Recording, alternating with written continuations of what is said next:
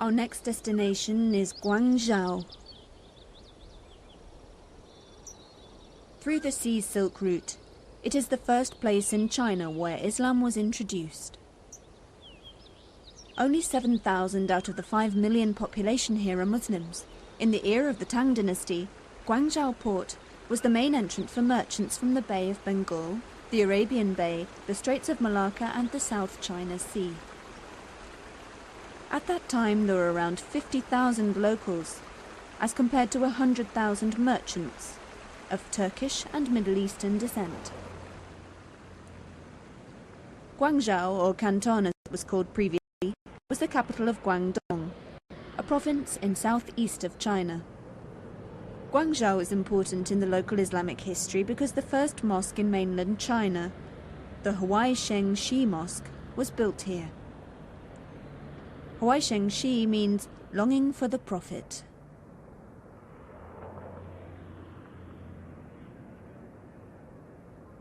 The Huaisheng Shi Mosque is situated in Guangta Road in the town centre of Guangzhou. It used to be the lodging area for the Arab Muslim merchants. Now it has become the economic centre for the local Muslims.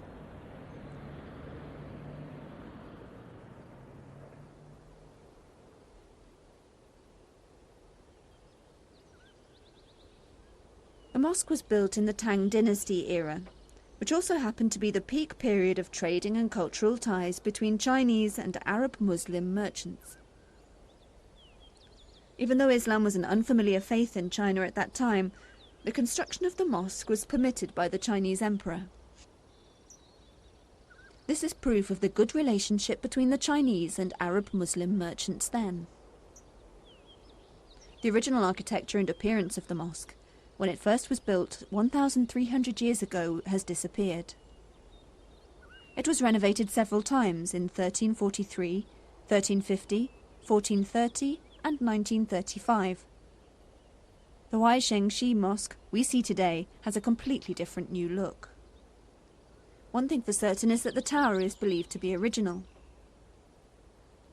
The tower also differs from all other mosque minarets in China.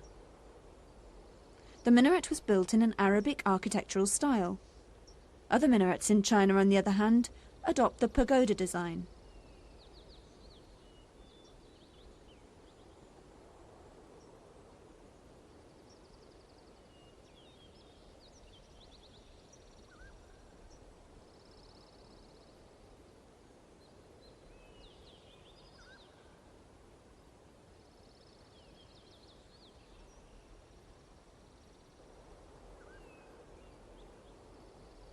The junior Imam, Abdullah Muhammad, 33 years old, accompanied us for a tour around the mosque.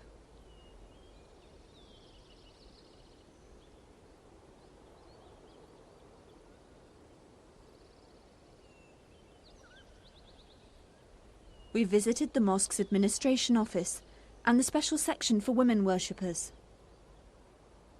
A team of experienced administrators manages all matters pertaining to the mosque and the local Islamic community. The local Islamic community organises activities for the welfare and development of the 7,000 Muslims in Guangzhou.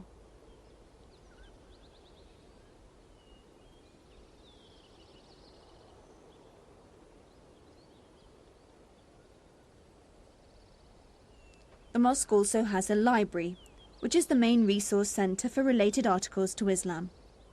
The library is located near the main prayer hall.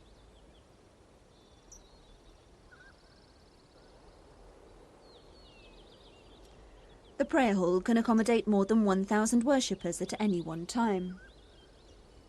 On Friday, volunteers come here to help clean the mosque and lay out the prayer mats.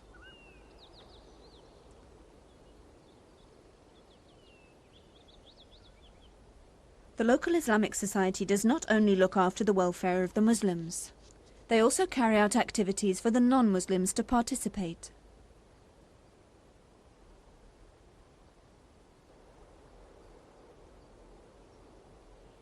During our visit, the mosque committee was collecting donations for the Yangtze River flood victims. They believe that Islam promotes tolerance and Muslims should help anybody, regardless of their faith. Maybe that's why Islam is well received among China's 1.2 billion population. Even in the economic sector, the 20 million Chinese Muslims are well known as a dedicated, creative and strong-willed community.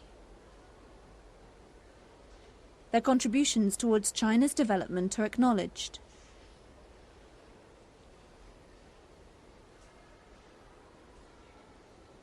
Huaishengxi is full of history.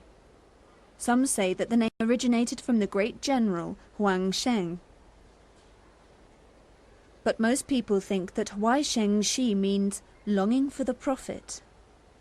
When it was built in the mid-7th century, the Arab Muslim merchants here felt deeply the absence of the Prophet, who had just passed away. Thus, the name Huaishengxi surfaced to illustrate their longing for the Prophet.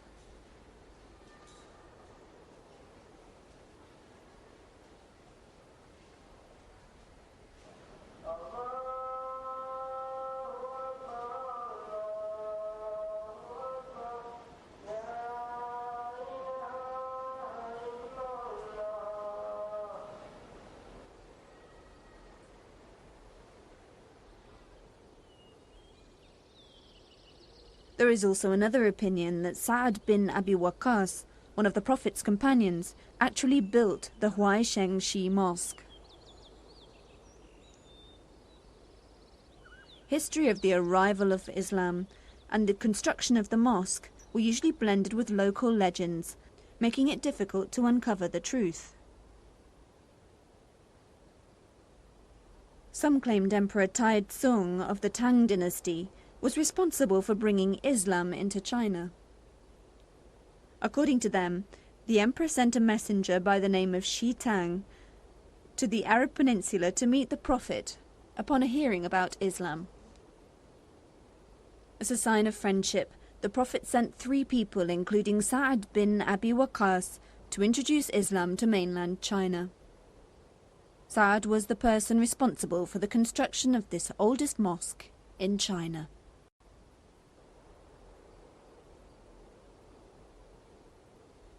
According to the Tang dynasty record, the official date for the arrival of Islam to China was the 25th of August, 651. Caliph Osman bin Affan sent a messenger to Xi'an, or Chang'an, to meet Emperor Tang Kaizong. Some claimed that the caliph's messenger brought a copy of the Quran as a gift. The record also stated that a messenger came bearing gifts from an Arab leader for the Chinese government.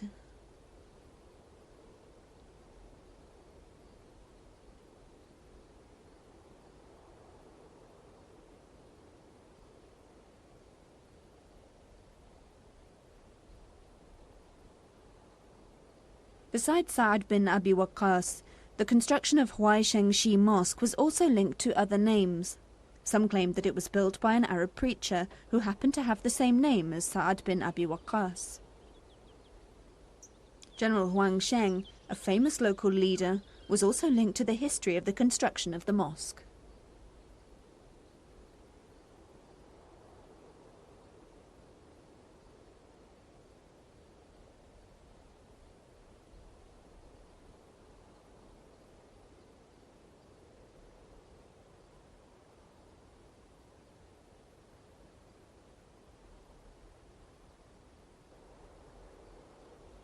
Others said that it was built in 627 by an Arabic preacher named Ibi Wankesu. He used money donated by Arab merchants living there.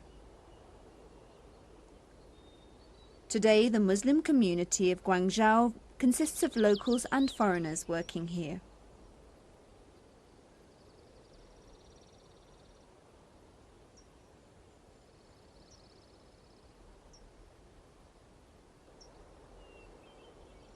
For Rayed Abdul Ali from Yemen and Hussein Omran from Sudan, the happiest moments in their lives are when they get to meet and perform Friday prayers at the Huaishengxi Mosque.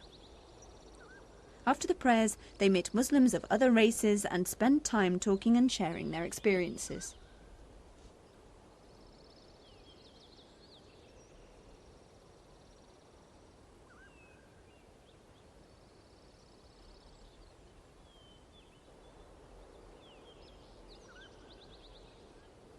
Muawiyah from Sudan has decided to work in Guangzhou after completing his studies here.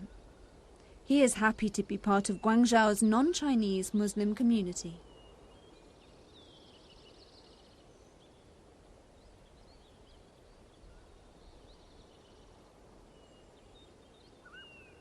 Haji Musa Chen Cheng is from Guangzhou. This 23-year-old Muslim has performed the Hajj twice.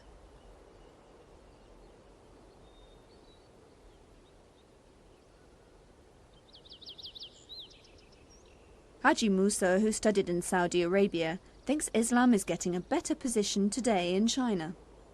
Muslims are respected in their contributions towards China's development.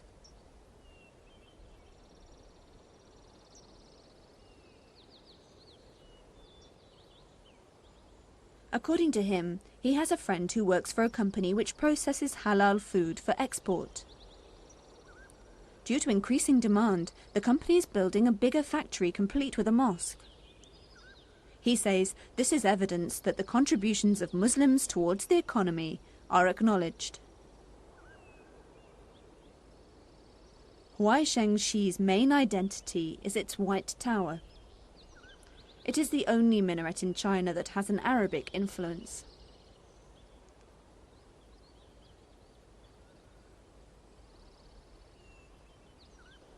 The brick tower is called Guangta, which means the shining tower. It is cylindrical with a height of 36 meters. To get to the top, one has to climb 154 stairs, which get narrower as one gets higher.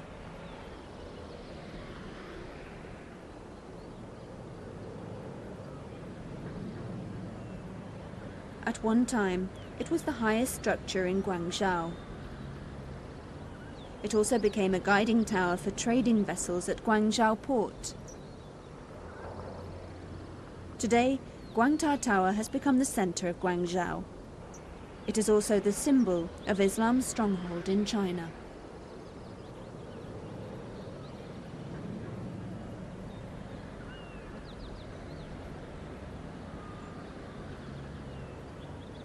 From the top of Guangta, you can see all the blocks of the mosque and the rows of shops around it. Huaishengxi Mosque was closed for 10 years between 1966 and 1976 during the Cultural Revolution. Then, in 1982, it was handed back to the Muslims. The mosque is not only important because of its age or unique architecture, but it is the symbol of good ties between China and the Muslim world 1,300 years ago.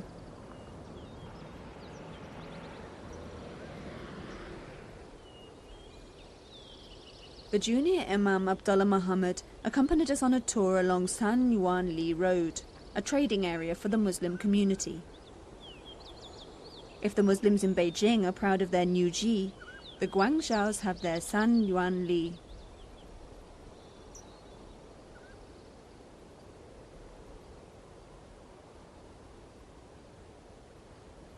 The traders here sell all kinds of halal goods for both the Muslim and non-Muslim customers.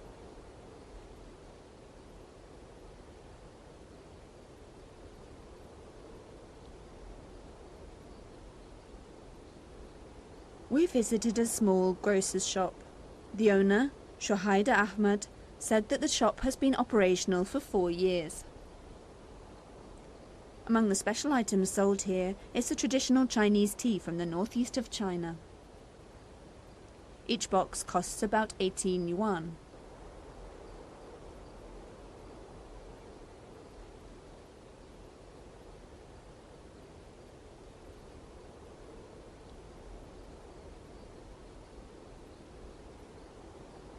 We also visited another shop selling local favorites.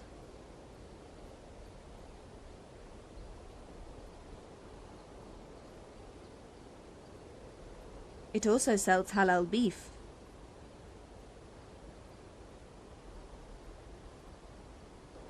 According to the shopkeeper, Suleiman Majin, the processed halal beef comes from Qinghai province. A kilogram of beef costs an affordable price of only 9 yuan. He says his shop is never without a customer. It is estimated that around 500 people shop here daily, including the non-Muslim customers. To him, this is a good sign of friendship between people of different religions.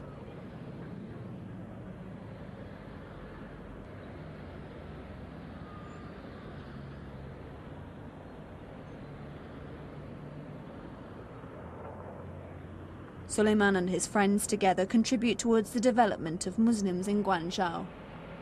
They prove that the Guangzhou Muslims are on a par in all aspects of life with people from other religions.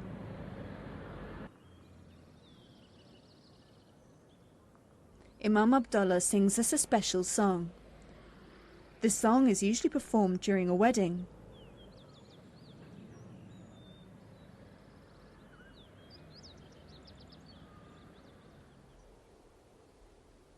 Today, it is exactly 1,348 years since Islam first arrived in China.